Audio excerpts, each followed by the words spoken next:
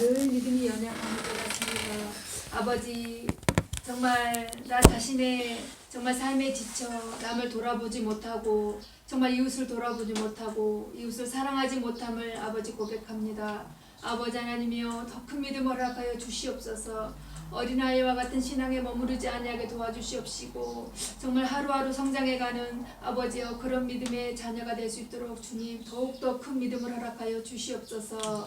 그래서 주님 보시기에 정말 비록 주님을 전하지는 못하지만은 정말 내 삶이 정말 그 주님을 모르는 자들에게 비춰질 때에 조금이나마 주님의 모습이 느껴질 수 있는 그런 삶을 살아갈 수 있도록 주여 인도하여 주시옵소서. 아버지 또 이 귀한 시간에 말씀을 들으려 정말 이 자리에 앉았습니다. 오늘도 말씀을 준비하신 우리 목사님이 아버지 함께하여 주시옵소서. 정말 우리 주님의 교회를 이곳에 세워주신 우리 주님, 우리 목사님이 주님의 교회를 이끌어가실 때에 아버지 위로하여 주시옵시고 정말 우리 성령님이 아니고서는 아버지 정말 모든 것을 해결해갈 수 없다는 것을 깨닫습니다. 아버지 우리 목사님을 오직 우리 성령님께서 붙들어 주시옵시고 오늘 또 이 말씀을 준비하신 말씀 가운데 임하여 주시옵소서.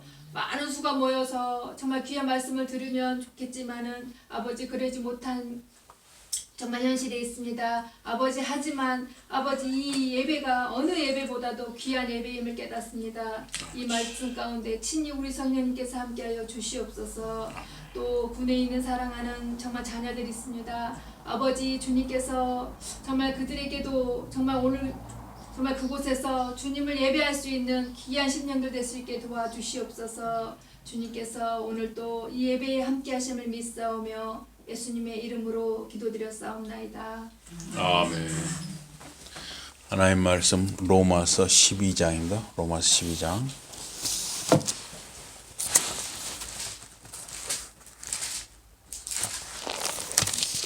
3절에서 8절입니다. 로마서 12장 3절에서 8절입니다.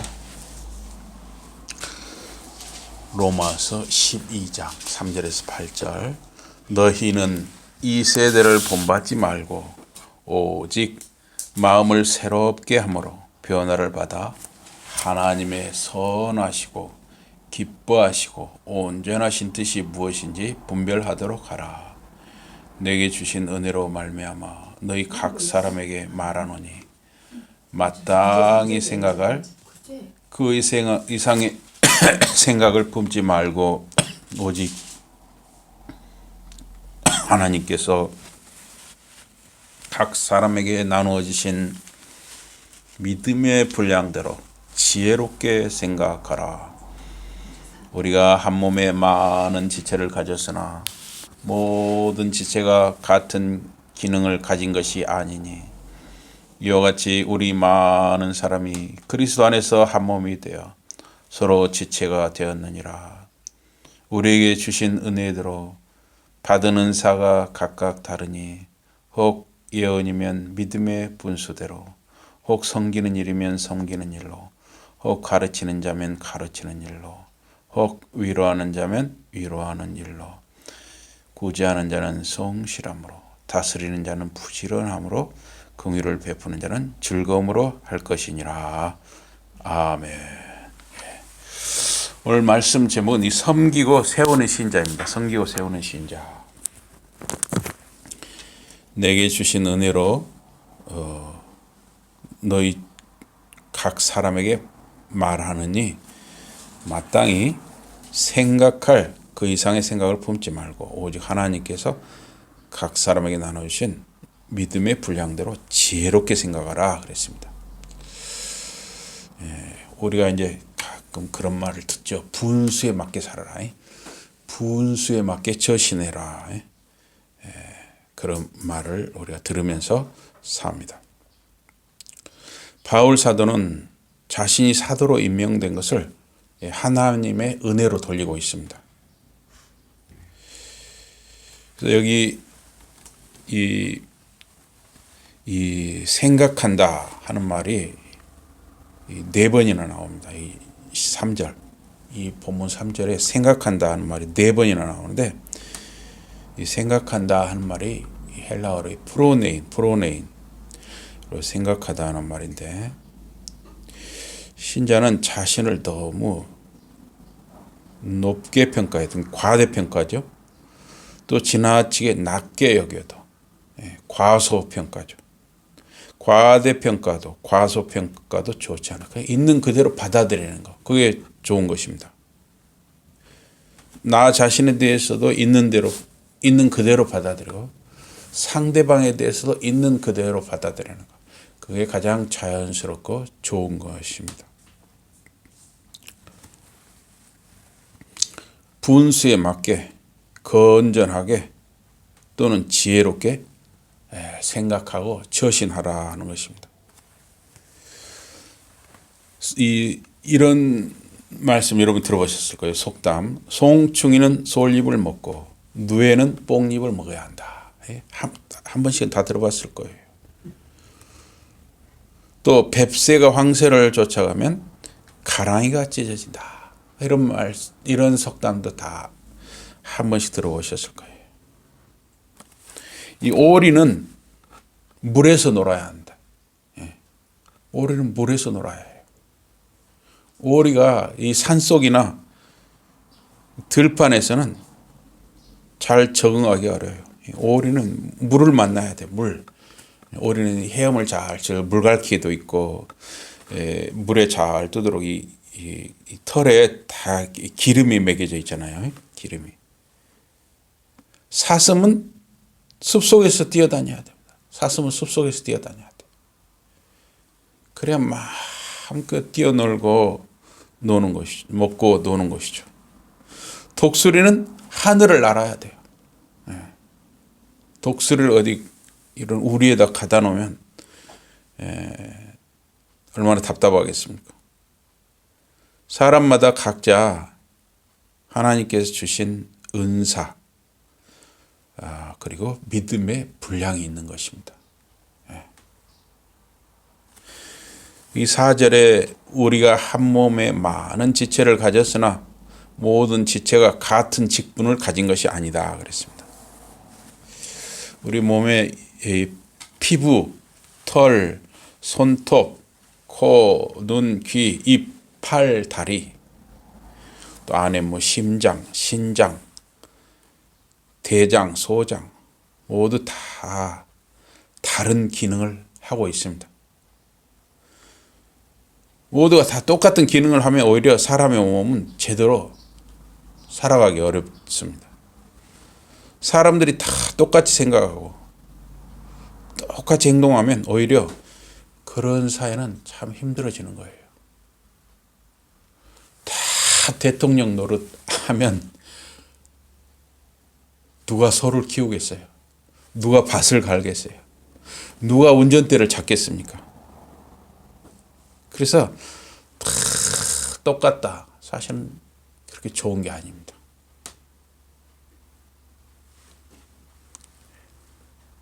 서로 다르다는 거 굉장히 중요합니다.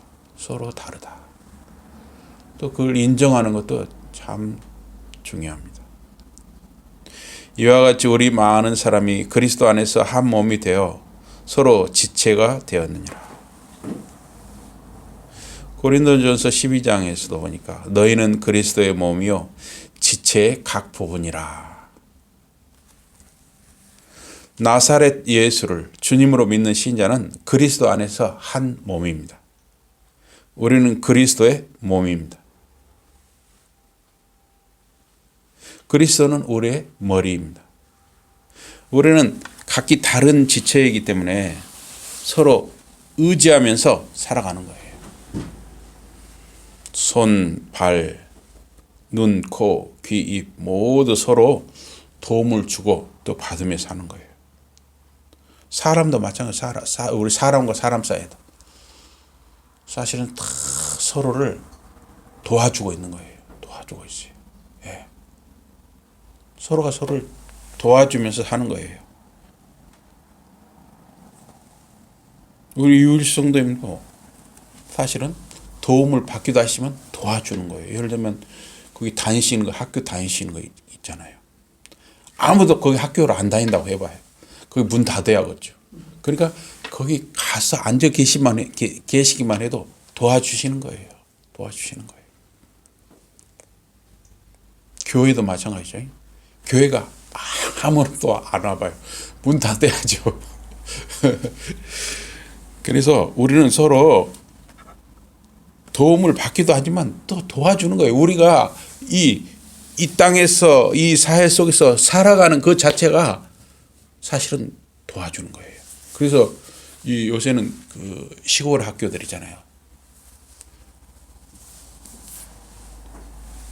이 집도 준다는 거예요. 또 직장도 알선해 준답니다. 그렇게 해서라도 이 그 농촌, 산간 이런 그런 학생들을 이렇게 좀 유학으로 와주세요. 예? 그런 지금 군 단위 이런 데가 많이 있어요. 자꾸 사람이 줄으니까. 근데 사람이 있는 것 자체가 지금은 도와주는 거예요. 도와주는 거예요. 이 세상에 태어나는 것만 해도 도와주는 거예요. 옛날에는 정말 저 학교 다닐 때만 해도 말이야. 제 기억으로 막 그 초등학교, 중학교 때 70명까지 71번, 2번, 74번, 75번까지도 막 가고 그랬어요. 그러니까 그때는 사람 귀한 줄을 몰랐어요. 그러니까 막 함부로 투드러 패고 막. 그런데 얼마나 지금 사람이 귀하다는 것을 다 아는 거예요.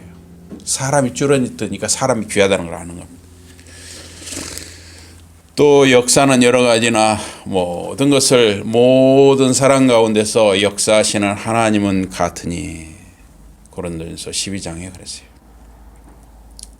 하나님께서는 각 사람에게 다른 은사를 주셨어요. 여러분과 저에게 은사를 주신 분, 또 은혜를 주신 분이 하나님이라는 거. 꼭 그걸 기억해야 하는 것입니다. 우리가 아무리 건강을 누려도 이 낮에 멀쩡했던 사람이 밤에 끙끙 앓을 수도 있고, 분명히 낮에 멀쩡하게 만나서 같이 이야기도 하고 놀았는데 다음날 아침에 죽었다는 그런 소식이 오기도 하고. 우리는 알 수가 없는 것이죠. 모든 것은 하나님께로부터 모든 것이 오고, 또 하나님이 모든 것을 다 쥐고 계시는 것입니다. 우리에게 주신 은혜대로 받은 은사가 각각 다르니, 혹 예언이면 믿음의 분수대로, 혹 섬기는 일이면 섬기는 일로, 혹 가르치는 자면 가르치는 일로, 혹 권위하는 자면, 이 권위라는 건 어떻게 세워준다, 또 위로한다 이런 말이에요. 권위하는 일로, 구제하는 자는 성실함으로, 다스리는 자는 부지런함으로, 공유를 베푸는 자는 즐거움으로 할 것이라. 사랑에는 거짓이 없나니 악을 미워하고 선에 속하라. 이 은사는 섬기는 은사가 있고, 또 말로 하는 은사가 있어요. 그래서 예언이나 가르침, 권위는 말로 하는 은사죠. 또 섬김, 구제, 다스림, 긍휼은 섬김의 은사입니다. 이 베드로전서 4장에 보니까 만일 누가 말하려면 하나님의 말씀을 하는 것 같이 하라 그랬어요. 누가 봉사하려면, 봉사가 결국 섬기는 거죠. 하나님의 공급하시는 힘으로 하는 것 같이 하라. 이는 범사에 예수 그리스도로 말미암아 하나님이 영광을 받으시게 하려 함이니 그에게 영광과 권능이 세세 무궁토록 있느니라. 아멘.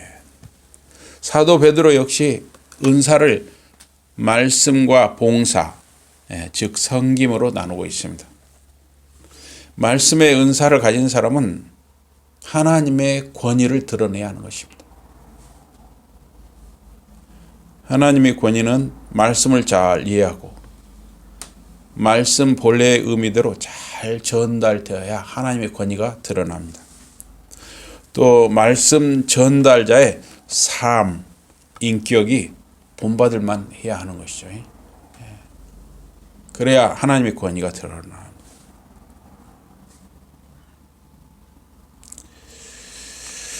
봉사하는 사람은 자기 힘이 아닌 하나님이 주시는 능력으로 섬기라는 것입니다.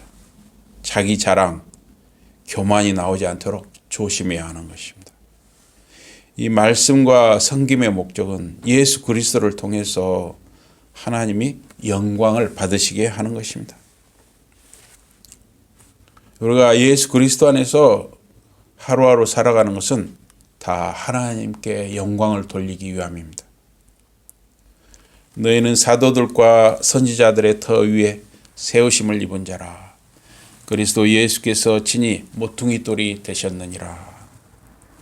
교회의 기초는 그리스도 예수입니다. 교회의 바탕은 말씀입니다. 말씀 위에 교회가 서는 것입니다. 여기 사도들과 선지자들의 터 위에라는 말은 그 사람 위에란 말이 아니에요. 사도들을 통해서 하나님께서 말씀을 전하게 하셨어요. 또 선지자들을 통해서 말씀을 전하게 하셨습니다. 사도들과 선지자들은 주님의 말씀을 전달하는 자들이었습니다. 그러니까 사도들과 선지자들의 터 위에라는 것은 그들을 통해서 전해진 말씀 위에 교회가 있다는 것입니다. 여러분과 제가 이렇게 모인 것이 교회죠. 이 건물이 교회가 아니라 이 교회는 예배당, 예배하는 장소예요. 그리고 교회는 신자의 모임이 교회예요. 예수를 믿는 신자의 모임이 교회인 것입니다. 이 교회는 어떻게 서 있느냐? 말씀 위에 서 있는 거예요. 이제 그의 거룩한 사도들과 선지자들에게 성령으로 나타내신 것 같이 다른 세대에서는 사람의 아들들에게 알게 하지 아니하셨으니 에베소 3장에 나옵니다. 여기 사람의 아들들은 세상 사람이거나 중생하지 못한 사람, 거듭나지 못한 사람입니다. 거듭나지 못한 사람은 하나님의 계시의 비밀을 알 수가 없습니다. 성령에 붙들려 사는 사람, 성령의 이끌림을 받는 사람이 하나님이 계시하시는 비밀을 알게 되는 것입니다. 바울 사도는 하나님이 계시하신 비밀을 알게 되었습니다. 그것은 하나님의 은혜의 경륜입니다. 여기 경륜이라는 것은 하나님의 계획 또는 경영 또는 섭리 또는 구원의 비밀, 이런 것을 이야기합니다. 바울 사도는 자신이 받은 계시의 비밀을 에베소서 등 성경으로 기록해서 교회에 전하여 알게 한 것입니다. 그것은 그리스도의 비밀입니다. 곧 이방인들이 복음으로 말미암아 그리스도가 예수 안에서 함께 그리스도 예수 안에서 함께 후사가 되고 함께 지체가 되고 함께 약속에 참여하는 자가 되는 것입니다. 초대교회 때 사도와 선지자가 있었습니다. 사도는 예수님 다음으로 거의 절대적인 권위를 가졌습니다. 그런데 선지자의 권위는 상대적이었습니다. 그래서 선지자가 한 말은 분변, 시험, 분별 이런 것이 필요했습니다. 그래서 고린도전서 14장에 보니까 예언하는 자는 둘이나 셋이나 말하고 다른 이들은 분별할 것이요 만일 곁에 앉은 다른 이에게 계시가 있거든 먼저 하던 자는 잠잠할지니라. 이 선지자와 선지자 간에 받은 예언의 말이 서로 일치하지 않을 수 있었다는 거예요. 물론 2021년 현 시대는 사도나 선지자는 없습니다. 그래서 지금도 내가 사도입니다. 내가 선지자입니다. 이런 사람은 뭔가 이단성이 있는 거예요. 또는 사이비일 가능성이 많습니다. 그런데 넘어가시면 안 되는 겁니다. 이 사도행전 21장에 선지자 아가보 이야기가 나오고 있습니다. 이 바울 전도단, 바울과 함께하는 전도단 일행이 이 전도자 빌립 집에 들어가서 이제 그 숙식을 하게 됐어요. 그런데 그 아가보라고 하는 선지자가 유대로부터 내려왔어요. 그래갖고 바울 일행을 만난 거예요. 그래갖고 거기 모여 있는 그 집안에 모여 있는 사람들 앞에서 이 아가보가 바울의 띠를 가져다가 모르겠어요. 이 바울의 띠가 지금은 우리식으로 하면 허리띠 같은 것인지 하여튼 그 띠를 가져다가 자기 수족을 잡아매고 그러니까 자기 손과 발을 잡아매고 막 예언하는 그 행위 예언을 한 거예요. 성령이 말씀하시되 예루살렘에서 유대인들이 이같이 이 띠 임자를 결박하여 묶어서 이방인의 손에 넘겨주리라 이렇게 예언을 한 거예요. 그래서 이 아가보 선지자가 예언하는 것을 듣고 그 방 안에 있는 사람들이 다 막 우는 거예요. 울어. 예. 그만큼 이 서로 말씀을 가르치는 바울 사도와 그 제자들 성도들 간의 관계가 크게 뜨겁고 정말 그 사랑 안에서 정말 간절했어요. 그래서 이 바울 사도한테 막 울면서 매달리는 거예요. 예루살렘 올라가지 마시라고. 예루살렘 올라가면 잘못하면 붙잡혀서 돌아가실 수 있습니다. 제발 가지 마세요. 막 울면서 매달리는 거예요. 예. 그러니까 바울이 대답하기를 너희가 어찌하여 울어서 내 마음을 상하게 하느냐. 나는 주 예수 이름을 위해서 이제 붙잡혀서 결박받을 뿐 아니라 예루살렘에서 죽을 각오도 내가 하고 있다. 순교할 각오까지 하고 있다는 거예요. 그래서 바울 사도가 이렇게 거기에 모인 성도들의 권면함을 받지 아니하니 우리가 주의 뜻대로 이루어지다 하고 그렇게 마음을 정리했다는 거예요. 그래서 이제 거기서 여러 날 그 집에 전도자 빌립 집에서 숙식을 한 뒤에 여러 날 후에 이제 예루살렘으로 올라가게 되었다 하는 것이 사도행전 21장에 나와요. 그래서 여기 보면 선지자 아가보가 예언을 했잖아요. 그러면 선지자 아가보가 예언한 말씀은 선지자 아가보 이 사람 말이 아니라는 거예요. 역시 하나님께서 성령을 통해서 선지자 아가보에게 주신 말씀이에요. 그 주신 말씀대로 선지자 아가보는 바울 사도와 그 빌립 전도자 빌립 그 집안에 있는 사람들에게 그 예언의 말씀을 전했어요. 그런데 이 바울 사도는 자신이 주 예수님을 위해서 예루살렘에서 순교할 각오도 돼 있다. 이렇게 단호하게 말을 했잖아요. 그러면 선지자 아가보의 예언과 바울 사도가 가지고 그 마음에 품고 있는 이 하나님의 뜻을 이루기 위한 거, 이건 서로 어떻게 모순이 되느냐, 서로 충돌되느냐, 그건 그렇게 볼 수는 없어요. 선지자 아가보의 예언은 바울 일행의 여정에 경고, 주의하시오 하는 말씀으로 주신 것이고 그 일정을 중단시킬 정도는 아니었어요. 왜냐하면 바울 사도가 받은 사명,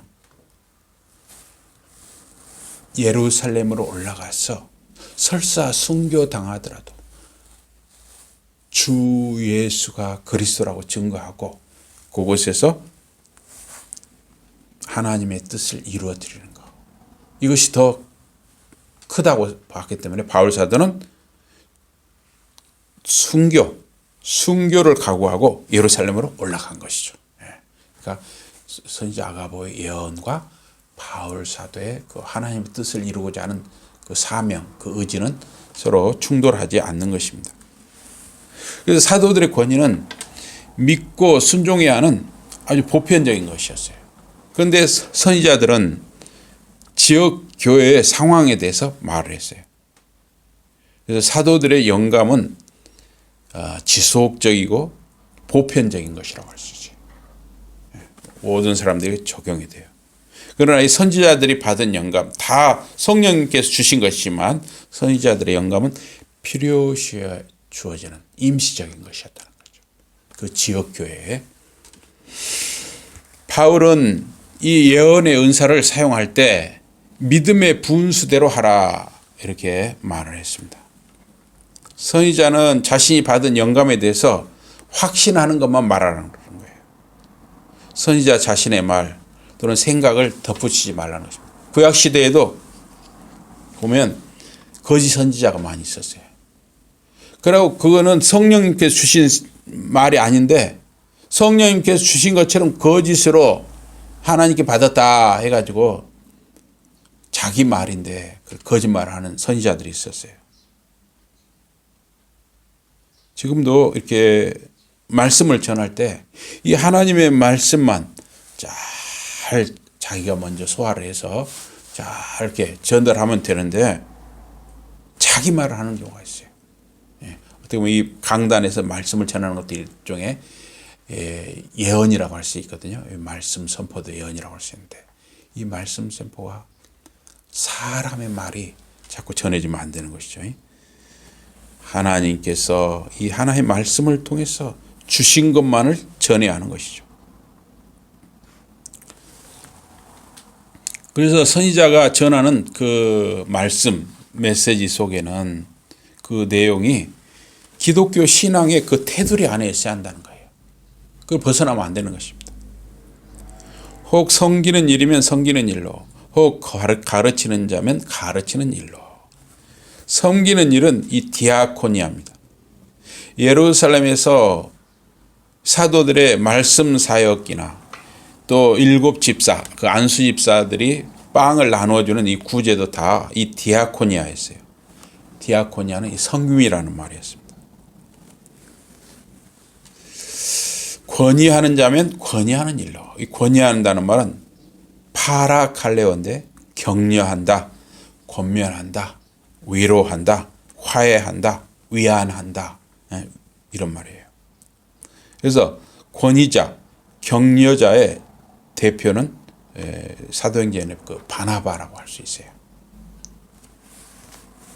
사도행전 4장에 보니까 구브로에서 난 레이족인이 있으니 레이 사람이 있으니 이름은 요셉이라. 사도들이 일컬어 바나바, 번역하면 권위자라 그랬습니다. 권위자라. 그래서 이 바나바라는 이름 자체가 권위자, 위로자, 격려자라는 뜻이었어요. 그래서 사울이 예루살렘에 가서 제자들을 사귀고자 하나 다 두려워했다 그랬습니다. 그의 제자됨을 믿지 아니했다. 그러니까 원래 이 사울, 원래 바울은 이름이 두 개잖아요. 사울과 바울. 그런데 이 사울이 원래 예수 믿는 사람들을 핍박하던 사람이잖아요. 그런데 갑자기 예수는 그리스도라고 전하니까 갑자기 돌변하니까 예수님이 갑작스레 만나 주신 거니까 부활하신 예수님이 사람들이 두려운 거예요. 저는 이 사람이 사람을 잡아 가두고 이렇게 핍박하던 사람인데 믿을 수가 없다 하고 두려운 거예요. 그때 바나바가 이 사울을 데리고 사도들에게 가서 그가 이 사울이 다메섹에 가다가 길을 가다가 부활하신 주님을 만난 거, 또 예수의 이름으로 담대하게 주님을 전하는 거, 이런 것을 다 사람들에게 이렇게 증거로 해준 것이죠. 그래서 바나바가 사람을 세우고 격려하는 일을 했던 것입니다. 그래서 구제하는 자는 또 성실함으로 하라 그랬어요. 이 성실하다 하는 것은 두 마음을 품지 않는 거예요. 너그럽고 후덕한 마음입니다. 인색하지 않고 넉넉하게 베푸는 것입니다.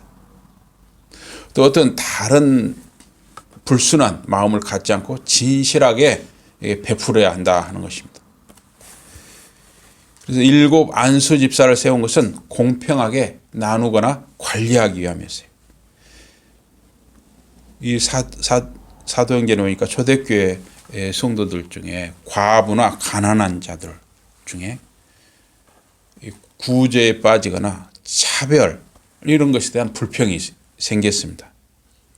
그래서 가난한 헬라파 유대인 신자가 히브리파 유대인 신자보다 홀대받는다 이런 불평이 있는 거예요. 그래서 구제는 공평하고 소외감이 느껴지지 않게 따뜻하고 후덕하고 너그럽게 행해져야 합니다. 그래서 칼빈은 7 안수 집사가 교회의 공적 재산을 분배하는 일을 맡았다 이렇게 기록을 했어요. 그래서 안수 집사는 교회의 공적인 재산 관리와 분배 또 구제를 맡아 섬기는 것이고 지금도 안수 집사 역할은 그런 일이죠. 또 다스리는 자는 부지런함으로 하라 그랬어요. 그래서 이 지도자는 부지런하고 열정이 있어야 한다는 거예요. 열정. 또 긍휼을 베푸는 사람은 즐거움으로 하라. 하나님은 자비와 긍휼과 사랑이 많으신 분입니다. 그래서 하나님의 백성된 또 하나님의 자녀된 여러분과 저는 자비로워야 한다는 거예요. 사랑이 많아야 됩니다. 긍휼과 사랑은 구약과 신약 성경 전체의 가르침입니다. 그래서 신명기 10장에도 보니까 너희 하나님 여호와는 신의 신이시고 주의 주시고 크고 능하시며 두려우신 하나님이라. 사람을 애모로 보지 아니하시며 뇌물을 받지 아니하시고 고아와 과부를 위하여 신원하시며 나그네를 사랑하사 그에게 식물과 먹을 것과 의복을 주시나니 너희는 나그네를 사랑하라. 전에 너희도 애굽 땅에서 나그네 되었음이라. 예수님께서도 강도를 만난 자에게 사랑을 베푼 사마리아 사람처럼 살아라 이렇게 말씀하셨습니다. 소년 소녀 가장, 장애자, 병든 사람, 죽어가는 사람, 애국인 근로자, 고아, 과부 등 사회적으로 연약한 사람에게 사랑을 베풀 때 즐겁게 하라는 것입니다. 기쁘게 하라는 것입니다. 그래서 여러분들이 어떤 저축을 한다든가 재테크를 하는 것도 물론 여러분들이 노후를 위해서 물론 준비하는 것이지만 거기에 더 나아가서 나누고 섬기고 베풀기 위함인 것이에요. 그래서 우리에게 은사를 주신 분은 하나님이십니다. 이 은사 또는 재능, 건강, 돈, 지식, 지위, 직분 등 모든 것은 하나님의 은혜로 주어진 것입니다. 성부, 성자, 성령 하나님의 은혜로 주어진 은사는 사람을 섬기고 세우기 위함입니다.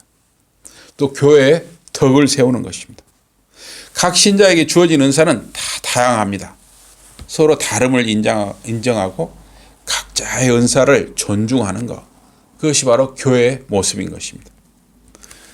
바리새인들이 하나님의 나라가 어느 때 임하니까 이렇게 물으니까 예수님께서 답하시기를 하나님의 나라는 볼 수 있게 임하는 것이 아니고 또 여기 있다 저기 있다고도 못하니 하나님의 나라는 너희 안에 있다 그랬습니다. 신자 한 사람 한 사람이 주님의 사람으로 변화될 때 신자 안에서 여러분과 제 안에서 하나님 나라가 시작되고 진행되는 것입니다. 여러분 각자에게 주신 이 은사와 받은 은혜를 통해서 더 연약한 자들을 붙들고 섬기고 세우는 것입니다. 여러분 각자를 통해서 여러분의 가정과 또 섬기는 교회와 하나님의 나라가 든든히 서가기를 주님의 이름으로 축복합니다. 아멘. 우리 기도하겠습니다. 하나님 아버지 고맙습니다. 지금까지 저희들이 이렇게 살아온 것도 은혜요. 살아가는 것도 은혜고 모든 것이 주님의 은혜로 되어지는 것인 줄 믿고 감사를 드립니다. 저희들이 가진 것으로 우리 자신과 가족이 또 잘 살아갈 뿐만 아니라 우리보다 더 연약한 자들을 섬기고 세우고 나누는 그러한 하나님 나라의 일꾼들이 다 되게 하여 주시옵소서. 예수 이름으로 감사 기도드리옵나이다. 아멘.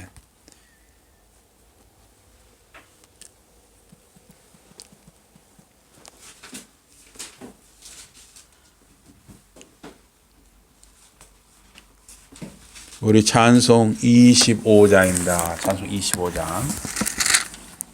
찬송 25장입니다.